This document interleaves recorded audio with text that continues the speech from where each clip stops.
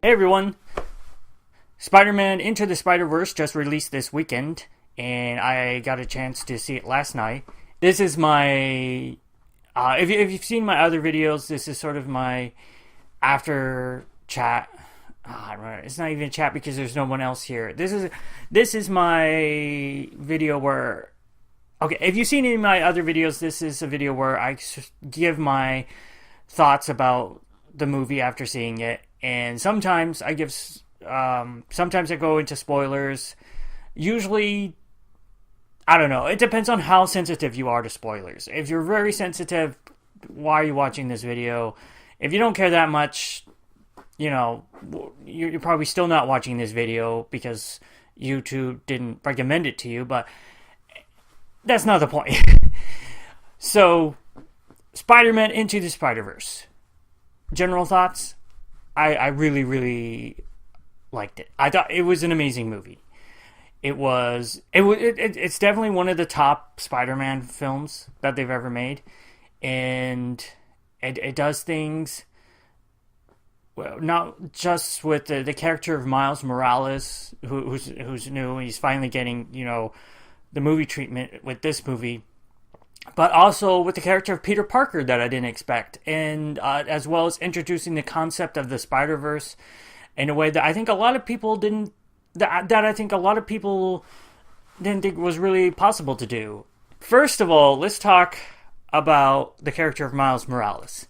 I don't really read a lot of comics. I do keep up with what's going on with the Marvel and DC universes somewhat, and I think I read maybe the first one or two issues of the Miles Morales when he was first introduced, and then otherwise I've just kind of seen images of him in different previews of comics, and I know that they brought him over when they destroyed the Ultimate Marvel line, and then after Secret Wars he kind of included in the main Marvel universe, even though he's not really from the main Marvel universe. And then they had the I think more recently they had the Spider-Man 2 comic in which they revealed that there was a Miles Morales of the main Marvel universe that was around. I guess he was a bad guy or something. I didn't read it, but I did see like different pages from previews. So I never really had a big attachment to the character. I thought it was okay. I didn't have a big problem like some people. It seems like every time they introduce a different version of a character, or not character, a different version of a superhero that is not white, male, there's a section of the audience that gets outraged.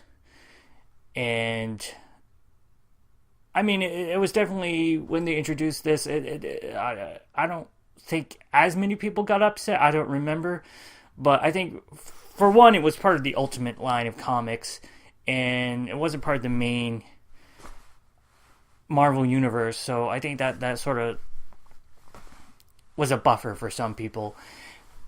I think this is most people's introduction to the character of Miles Morales and the idea of there being different Spider-Man.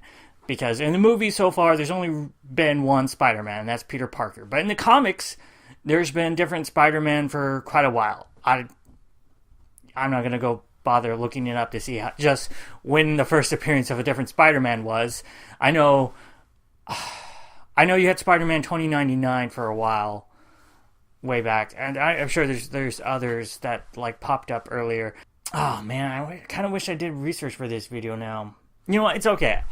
This is my thoughts on the movie. It's not a background on Miles Morales, so it's okay. I didn't expect this movie to start as soon as far back in the story as it did. When I saw the after credit scene in Venom, I kind of thought that this movie was going to start later in the story, possibly after Spider-Man died, and Miles Morales already has the powers. So I thought that this film did a really good job of building up Miles as a character. As much as crazy as this film gets and how many different Spider people there are, I mean, there's only 6, I think, but still quite a bit. It does a really good foundation of building Miles for like the first 30 minutes, I want to say. Or, I don't know. The first act of the movie is basically just about Miles. You get the hints of Gwen Stacy in there, because later you learn she traveled back in time when she was sent into Miles' universe. But other than that, it's just about building Miles as a character. And I think they did some really interesting things. And I haven't looked into what people are saying, but I know one of the criticisms I had heard from some people in the past about Miles as the comic book character is that he doesn't do anything wrong, and that he's just sort of this bland character that's there to be more inclusive. But because he has to represent more than just himself as a character, he has to represent, Black and Latino people, he's not allowed to do anything wrong, which makes him a little bland.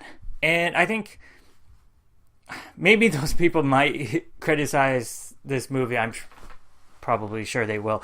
But I think this movie does a really good job of building him as a character and making him relatable. Because that was one of the things for me. This character, maybe even more so than Peter Parker, was relatable to me. And I think one of the things about this movie that makes Miles Morales such a relatable character is that we relate to him in the way he sees Spider-Man. I was going to say he's a big fan of Spider-Man and that, he relates in the same way, but thinking back on it, I don't think they actually show Miles as being a huge fan of Spider-Man. They really only mention Spider-Man a little bit, like early in the film before you even see him. I think definitely in that scene where Spider-Man is fighting the Green Goblin and Miles is just a scared kid. And I think I really identified with that idea of, how would you really act if you were put in a scenario like that? You'd just be scared, most likely. And I think seeing Spider-Man through Miles' eyes is similar to the way we look up to Spider-Man as a character. And that sort of helps me relate to him even more than I do to Peter Parker, who is, one of my original favorite superheroes. And then it's just well done in a lot of ways. And there were some really touching scenes in this movie. When his uncle passed away, that was, I feel like that was more touching to me than any of the times Uncle Ben died. I can't tell you exactly why. I think it was just the writing was so well done in this production, and then the moment with Miles and his dad sort of separated by that wall, by the door, when Miles can't talk to him. It's actually a powerful moment of sort of this communication barrier that sometimes happens between fathers and sons. The other thing that this movie does really well, I think, is it progresses. We get to see a progression of the character of Peter Parker. Because one of the things in the comics that I think turns off a lot of people eventually at some point, including myself, is the fact that we never get to see certain characters like Peter Parker fully progress and reach the end of his story. And this movie doesn't really, well, some ways it does, reach the end of the Peter Parker story, but it does tell an end, for one thing, with the Peter Parker who dies. And then it also tells a tale, you get to see a cautionary tale somewhat of a Peter Parker who grows up and then he isn't really able to move on with his life. He's just still Spider-Man. With the version of Peter Parker that it mentors Miles Morales in this movie, you get to see a version of Spider-Man that is older than pretty much any version we've seen before. I think the oldest, at least in the movies we've seen, is Peter Parker in Spider-Man 3, which he hasn't even gone to grad school yet.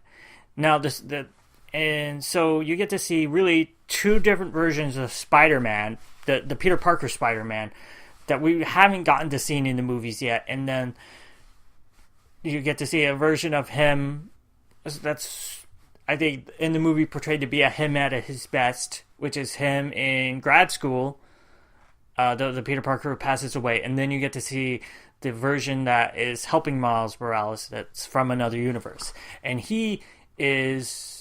I'm trying to remember how old he was. I remember he said 22 years, and so he's probably at least in his 30s, and he split up with Mary Jane, and he's kind of going through a bad point in his life, which is sort of a normal Peter Parker thing. But you get to see the continuation of that story in a way you really haven't been able to see.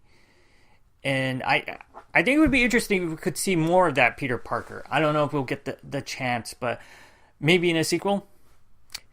The animation I thought was very good. I have to admit, when the movie first started, there's a thing with the I don't know, the way they do it, especially stuff in the background tends to be like two different colors, and it kind of almost looks like a 3D effect. So I ended up, like, the beginning of the movie looking around like, wait, this isn't a 3D screening, is it? It wasn't. It was a 2D film, but it has that, like, red and green separated thing going on with, like, stuff that goes in the background, and sometimes it'll be part of it. Usually what's in the foreground of the picture is fine. It's just stuff that's either in the background or right to the side, or I didn't hate that aspect of it. I just found it a little puzzling. I'm not quite sure what the reason for doing it that was. And other than, I mean, I'm sure there's some reasoning behind it, and I'd be interested to hear it, but just going in and watching it without really knowing anything about why that was, I found it a little confusing at first, because I thought that that it was a 3D movie and I didn't have any glasses. Other than that, I really liked the animation. When I first saw the trailer, it looked a little choppier than I really like it to be. But just watching the movie in the theater, it was great. I didn't notice, like, any choppiness with the animation, or it didn't bother me enough to notice. I think the writing is probably one of the best aspects of this movie. I can't say enough great things. It's like so much happens in this. It feels like so much happens in this movie, but it's able to handle it so well. I mean, it's able to handle two different versions of Peter Parker, Miles Morales, Gwen Stacy, Spider-Gwen, and introduce, even though, and there's somewhat smaller parts, but, Spider-Man Noir, Spider-Ham, and as Spitters, SP//DER, the Japanese girl. And I think that's one of the things that most people, especially when you're looking at the Marvel Cinematic Universe, and if you were to just tell them, we're going to do a movie with not just one we're going to do a team-up movie of all these different versions of Spider-Man, they're going to say, well, you need to build up those characters so we, can relate to them and really care about these characters before you try to team them up. That's been the going logic for a while. And I think what Justice League tried to do this sort of thing, but it failed.